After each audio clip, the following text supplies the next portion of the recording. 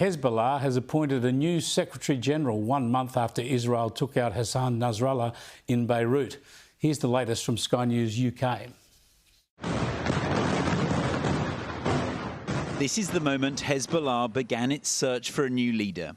The assassination of its figurehead, Hassan Nasrallah, in a Beirut suburb last month. An Israeli onslaught that's left Hezbollah scrambling to regroup.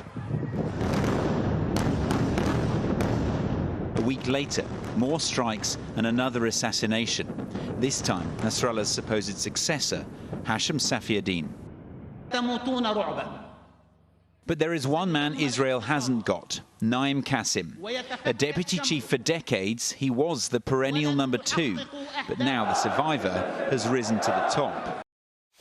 Let's bring in Peter Jennings from Strategic Analysis Australia. Good to talk to you again, Peter. Naim Qassem, does he now have a big target on his head? Oh, you bet he does. And in a sense, I think what Hezbollah is doing is they're rather digging into the second and third tier leadership options. Qassem has been around for a very long period of time, the perennial deputy. I think more involved on the political side of Hezbollah than the military or strategic side. So he's got a pretty tough challenge ahead of him, and he will certainly be very high on Israel's target list. With so much of their leadership wiped out, so with their communications disrupted by blowing up walkie-talkies and phones, with Iran hurt itself by those Israeli attacks, what sort of leadership structure would be in place for Hezbollah in southern Lebanon? Who would be calling the shots of when to fire missiles and what tactics to adopt? I think in southern Lebanon it will have devolved to a pretty tactical level now, so the people that would be making those decisions are the people that would actually have the weapons to hand. And really we've seen this, that there has been no coordinated Hezbollah response to Israel's movement of troops into southern Lebanon over the last month or so now. The organisation is very much on the back foot, and that means that Israel needs to capitalise on this. I'm thinking here from a military perspective. It really has the Hezbollah leadership on the run, a significant part of the command element terminated, and really this puts Iran into a very difficult situation because they have to consider, well, how far are we now going to invest to try and rebuild Hezbollah?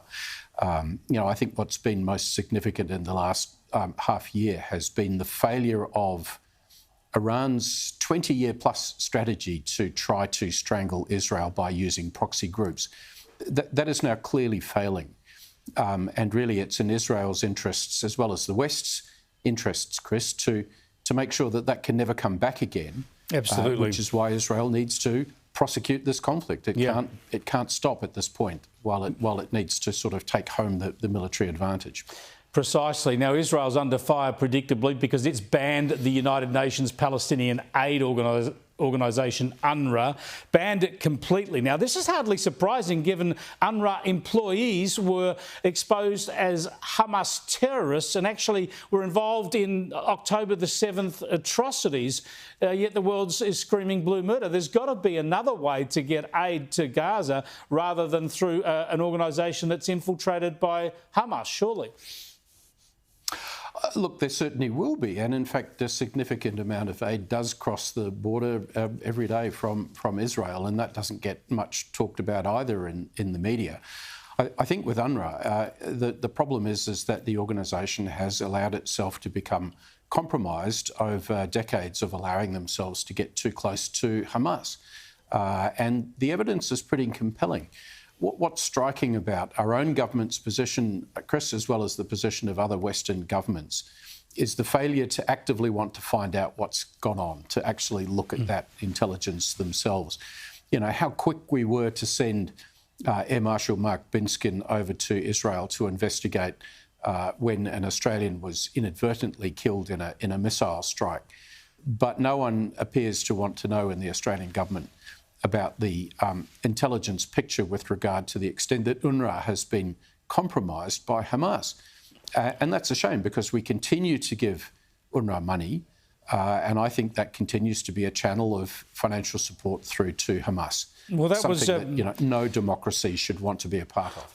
That was banned for a while after the atrocity and after the claims about UNRWA staff, but Penny Wong announced the reinstatement of funding from Australian taxpayers to UNRWA in March. Have a look. The best available current advice from agencies and the Australian government lawyers is that UNRWA is not a terrorist organisation and that existing and additional safeguards sufficiently protect Australian taxpayer funding. So just very quickly, Peter, you're saying that money, Australian taxpayers' money, can be siphoned off towards a terror group in Hamas, so therefore we should stop it.